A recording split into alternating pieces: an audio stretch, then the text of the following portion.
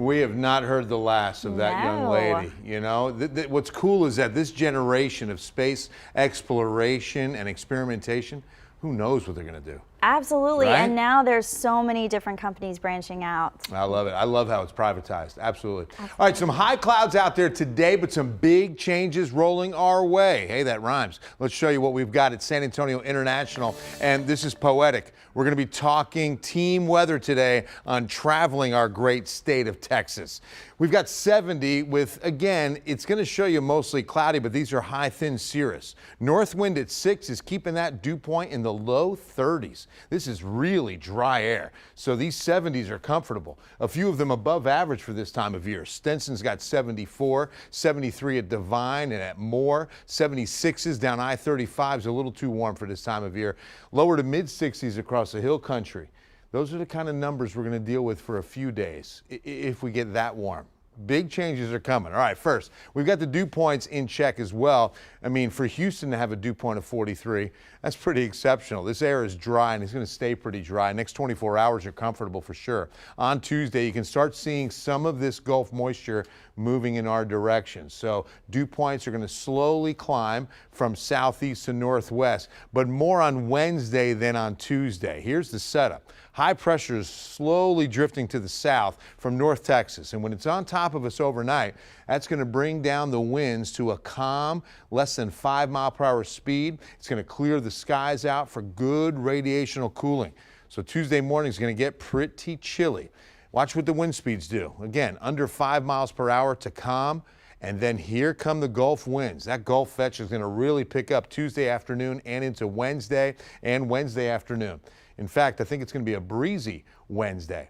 But first, with those winds calm overnight, here comes a chilly Tuesday morning, just above freezing for some spots like Kerrville and Fredericksburg. In fact, if we're at 36 in Kerrville, Mountain Home or some of these smaller communities outside of Kerrville could get down to a light freeze. Same in Gillespie County, even Kendall County. We'll stop in the mid 40s. I mean, we've got that good urban heat island effect, so we won't see 30s in the city.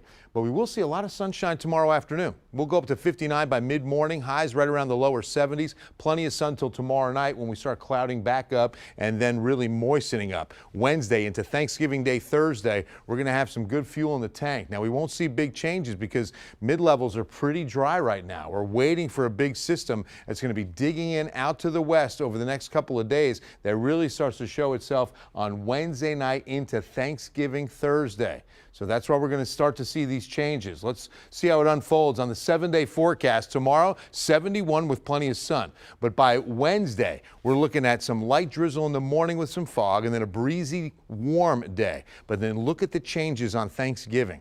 Thanksgiving Day is one of those raw days where we hit the high early, drop into the 50s by the afternoon. Most of this 70% chance of rain right now looks to fall early. And by 1 or 2 o'clock in the afternoon, we should be dry.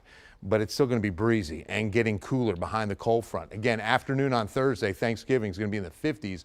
Cool Friday after a chilly morning, and then we return to rain chance on Saturday. So a lot of travel right through here across the great state of Texas for the day of thanks. Let's go over to meteorologist Andrew Wilson, who's taking a look at Texas travel for this year's Thanksgiving. Andrew? Yeah, Bill, and it's looking like it could be messy. That is at least for Thanksgiving Day. Future clouds and radar, you know, you talked about how the winds were going to be really calming down there as we make our way into tonight and Tuesday morning, causing for a chilly start to the day. You see that high pressure that's spinning right there around Houston. That's the big reason why we're going to be so cool. But once it gets to our east, that's going to be when the southerly winds pick up. We get a lot more moisture in here, and that's not just for South Texas. That's for Texas as a whole, and we start to see not just cloud cover across the state, but when we're starting off the day there on Wednesday, likely going to have a little bit of fog there. So if you're traveling earlier on Wednesday, fog's going to be the issue. Maybe some patchy areas of drizzle closer on towards Houston as we go throughout the day on Wednesday.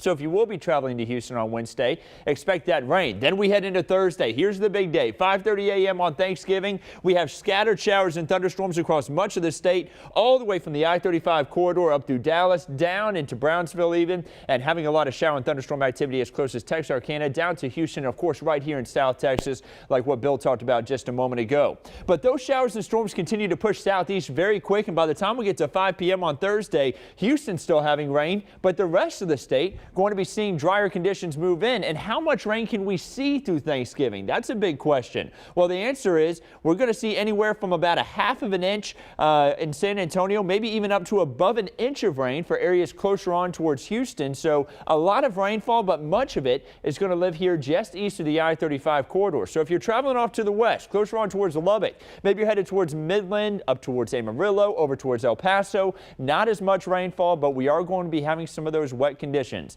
Here's that Lone Star 3-day forecast. You notice that pretty much everybody dealing with rain there on Thursday, with the exception of a few spots. But then, thank goodness, we're going to be dry in time for Friday. But of course, before we even get to the holidays, I know a lot of people may be out on the roads today. Alana, what's it looking like out there? Well,